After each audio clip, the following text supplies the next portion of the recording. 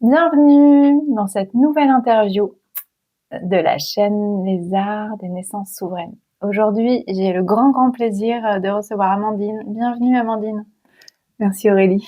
Merci d'être là et de pouvoir nous offrir ton expérience et ta sagesse autour de ce que tu accompagnes, la parentalité et aussi des processus praniques.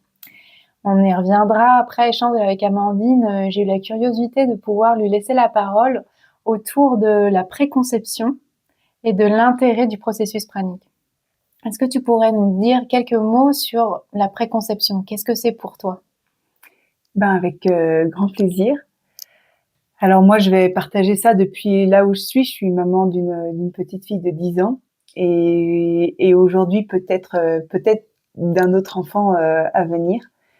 Mais ce qui est sûr, ça habite mon cœur cette notion de préparer le terrain pour recevoir, accueillir une âme, un être.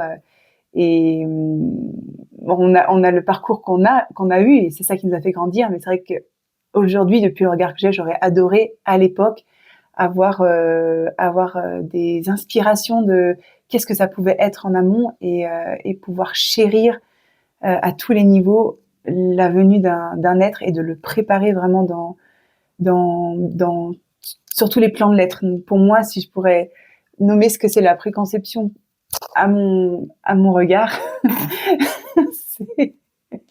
c'est de prendre soin et de préparer le terrain pour que le terrain qui soit physique, psychique, énergétique, émotionnel, mental, pour que ce terrain soit le plus fertile possible, pour que cet être en devenir, en création sur différents plans, puisse recevoir les plus beaux héritages, les héritages les plus harmonieux de ce que ma physicalité dans cette incarnation, elle peut offrir. Ouais, merci, c'est vraiment très précieux.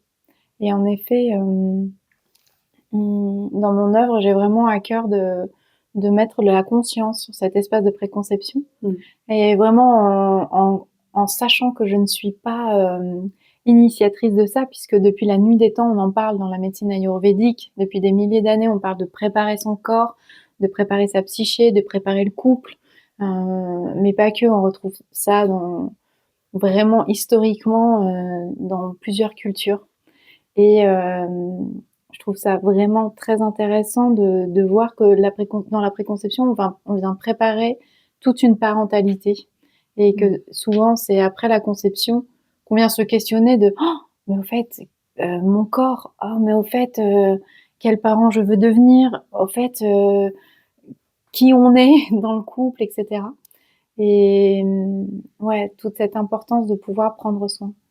Et comme tu le dis, vu que ça se passe essentiellement dans le corps, j'imagine que les processus praniques que tu accompagnes auprès de plein de personnes, pas forcément autour de la préconception, etc., vient avoir tout un sens pour cela. Mais oui, puisque tu nommes aussi, c'est très juste, tu ramènes aussi la place du couple, parce qu'on est deux souvent quand on est en préconception pour l'accueil d'un enfant. Et je vois que dans mon expérience avec mon compagnon, on a plongé là dans un processus pranique ensemble et de sentir le nettoyage qui s'opère sur le plan mental, sur le plan déjà du corps. Parce que, alors pour la femme, ça paraît évident parce qu'on va être le berceau qui va voir grandir cet être dans cette matrice. Mais pour l'homme aussi, il vient offrir une semence et cette semence, c'est un fluide. Et comment est-ce que ce fluide, il peut être le plus harmonieux possible avec une information la plus. Quand je dis harmonieuse, je pense vraiment à ces cristaux d'eau qui ont une forme parfaite. Et qui peuvent permettre de rentrer en résonance avec la graine céleste qui va venir pouvoir du coup s'incarner dans une physicalité qui est limpide, qui est claire et qui est dépolluée et qui du coup peut générer une fleur qui soit le plus libre de conditionnement, de vieux programmes, de vieilles croyances, parce que du coup, c'est aussi ça qu'on va détricoter. Et un processus pranique, bon, c'est moi, tel que je les propose en accompagnement, c'est sur 3 semaines. Et ça, bon, moi, je les propose avec des liquides, si les personnes ont envie. Mais ça permet, même si on est au jus ou si on est à l'eau ou aux tisanes, ça permet d'avoir une détox du corps qui permet de préparer le terrain.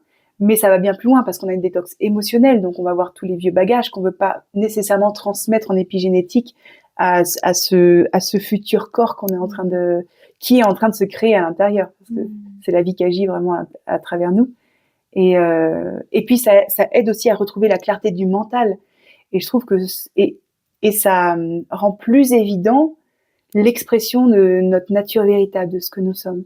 Et ça, je trouve ça hyper facilitant parce que tout d'un coup, on a la clarté et on a plus accès à qu'est-ce qu'on a vraiment envie, nos aspirations profondes, pas seulement les héritages, papa, maman, ce qu'on aimerait reproduire, mais vraiment de là où on est, qu'est-ce qu'on a envie d'offrir en couple et en symbiose avec ce qui veut s'exprimer à travers nous traverser dans cet élan de parentalité, parce qu'il y a toujours un élan qui vient pour moi de plus loin, plus vaste. Ouais, merci pour ça. Et donc tu proposes ces accompagnements autour de 3 semaines, donc dans l'intention, est-ce que tu peux nous en dire plus, parce que on a pu échanger et on connaît ce que c'est ces processus, mais peut-être que ceux qui nous écoutent ne savent pas ce que c'est.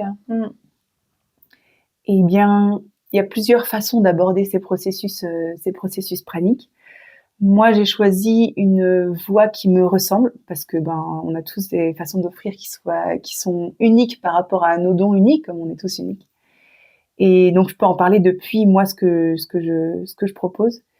Donc, ça va être sur 3 semaines pendant lesquelles on va être essentiellement au liquide. Des liquides qui peuvent être plus ou moins denses, plus ou moins légers, dépendamment de ce que la personne ressent. Et c'est pour ça que c'est intéressant pour moi ce format-là, c'est qu'il permet à chacun de venir depuis là où il est dans cette aventure. C'est-à-dire que si c'est une personne qui a envie de douceur, pas y aller en force. Enfin d'ailleurs moi jamais j'encourage à y aller en force parce que pour moi ça vient que étirer un élastique qui vient à un moment donné décompenser à un moment donné. Du coup c'est pas du tout l'objectif. L'objectif c'est de se rééveiller à ce que nous sommes vraiment à l'intérieur et d'emprunter un chemin à un moment donné qui est facilitant parce qu'il y a parce qu'il y a une détox qui se fait mentale, émotionnelle et physique, et tout d'un coup, on se réveille, on fait, ah oui, c'est vrai, ah oui, je suis aussi ces sensations, je suis aussi cette essence immatérielle qui est au-delà du corps physique. Et donc, c'est un chemin, pour moi, accélérateur dans le processus d'évolution, parce que tout d'un coup, il permet d'enlever des gros voiles. C'est un processus qui est extrêmement riche pour les transitions, pour choisir à un moment donné d'aller opérer un changement profond intérieur qui est basé sur l'amour, la reconnaissance de soi, principalement. Ouais, c'est ça. Tu fais ça sur 21 jours. Oui, 21 jours. Ouais. Ou c'est tout un groupe qui vit ça et qui est accompagné chaque jour. Tout à fait, c'est avec vrai que un du coup, lien. j'ai pas exprimé ça, mais on se retrouve tous les jours en visio. Il y a une méditation et puis un moment de partage où chacun peut partager son essentiel, ses cadeaux qu'il a à offrir au groupe, parce qu'on a toujours plein de cadeaux de conscience. Pendant 24 heures, il y a tellement de choses qui se passent. Et puis s'il y a des problématiques aussi qui ont besoin d'être abordées, parce que forcément ça fait remonter des émotions, ça peut libérer des choses ou amener à des nouveaux questionnements. Ça on en parle, on peut le déposer, puis avoir avec aussi les résonances du groupe, parce que forcément chacun a un vécu qui vient rentrer en résonance avec d'autres personnes du groupe qui tout d'un coup se retrouvent éclairées parce que quelqu'un d'autre met les mots sur ce qui est en train d'être vécu, qui n'avait pas forcément été mis en lumière. Donc il y a toute la richesse du groupe aussi, bien évidemment, dans ces accompagnements. Ouais. Je pensais, on a abordé ce thème autour du pranisme qui, comme vous l'avez compris, est tout un chemin de de quoi je me nourris, par quoi je suis nourrie, et qui vient pour moi re-questionner en fait comment j'ai été nourrie, quelle était ma nourriture in utero. Et on sait bien que ça passe par le placenta au bout de 3 ou 4 mois seulement, parce que les premiers mois, c'est nous-mêmes qui nous nourrissons. Et la nourriture qu'on a eue par maman à ces moments-là n'est pas que nourriture physique, c'est une nourriture émotionnelle, énergétique, plus ou moins acidifiante, voilà. Et je nomme ça parce que par la suite, quand on naît, la nourriture vient de l'allaitement ou du non-allaitement. Et dernièrement, j'ai accompagné une maman qui a vécu dans l'allaitement, en fait, une peur psychique, puisqu'il y a des peurs archaïques très profondes qui émergent pendant la grossesse, qui était la traversée du désert. Je n'ai pas assez de nourriture pour nourrir mon enfant. Et elle était, c'était à J+3 après naissance. Et vraiment, c'était une très grande angoisse pour elle. Ce vide, en fait, cette sensation de elle-même être vide, et de fait, de ne pas pouvoir offrir. Ça n'était pas la réalité. Mais il y avait ça qui l'habitait vibratoirement, psychiquement, émotionnellement. Et ça peut avoir un impact jusqu'au physique. Et je trouve ça très intéressant parce que aussi le fait d'aller rencontrer l'espace où on cesse de se nourrir de nos habitudes, de croire qu'on a besoin de manger pour se sentir être nourri, etc., pourrait en fait agir en fait sur ces peurs psychiques archaïques. Complètement. Et c'est vraiment un des axes avec lesquels je travaille, qui est reprogrammer quelle nourriture nous correspond vraiment et aller déprogrammer l'ancien. Donc là, tu donnes un exemple qui est hyper parlant, parce que on peut le vivre à moindre, enfin, il y a plein de personnes qui l'expriment, vivre ces endroits de peur du manque, ou alors, enfin, de peur du vide, le manque, ce qui a manqué, ou la charge émotionnelle, ou le besoin d'aller manger, parce que c'est ça qui apporte l'amour. Quand on allait un enfant, c'est avant tout de l'amour qu'on lui offre, donc il y a un amalgame très puissant qui se fait à ce moment-là. Et effectivement, ces 21 jours, ils permettent, sans nourriture solide, ils permettent d'aller explorer c'est quoi nos propres programmes, et de remettre une conscience dessus, et de poser un choix, un positionnement de nourriture. Aujourd'hui, maintenant que je suis un adulte et que je peux m'apporter la nourriture dont j'ai vraiment besoin, à quoi mon corps aspire vraiment, à quoi mon corps émotionnel aspire vraiment, de quoi mon corps mental a besoin pour être vraiment nourri et épanoui. Et on va décorréler, reprogrammer et retrouver ce qui correspond à chacun. Ouais, c'est ça. C'est très juste. Ouais. Et quand je t'entends, là, je vois, il y a plusieurs ouvrages qui m'ont passionnée sur la préconception. Et il y a beaucoup d'ouvrages qui parlent de ça, que toutes les femmes qui sont enceintes, enfin avant d'être enceintes, et même pendant la grossesse, pourraient ou devraient être dans un espace de grand soin.